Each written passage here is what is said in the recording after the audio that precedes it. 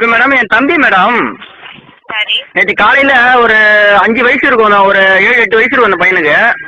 சரி Vodafone சிம்மை முழுங்கிட்டாப்புல madam. என்ன பேச்சே காணோம் மேடம்.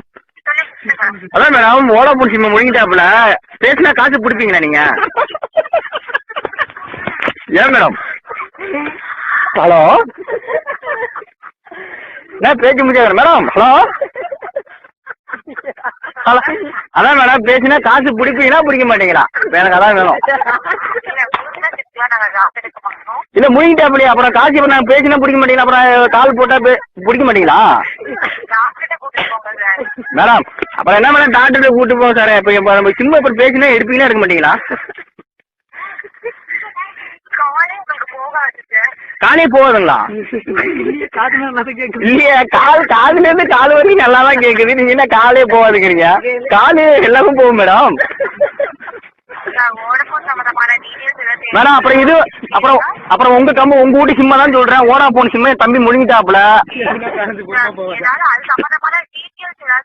சரி மேடம் ஒரு நிமிஷம் மேடம். சரி மேடம் அது சம்பந்தம் டீட்டெயில் கேட்கறேன், கரெக்டா சொல்றீங்களா? இப்ப அந்த சிம்மு எந்த இடத்துல இருக்குன்னு சொல்ல முடியுங்களா? கரெக்டா சொல்லுங்க. டவர் வச்சு கண்டுபிடிங்க. இப்போ ஃபர்ஸ்ட் நோண்டுங்க எல்லாத்தையும்.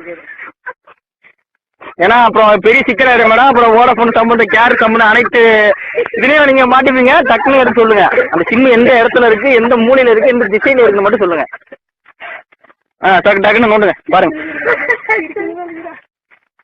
Hello hello hello madam.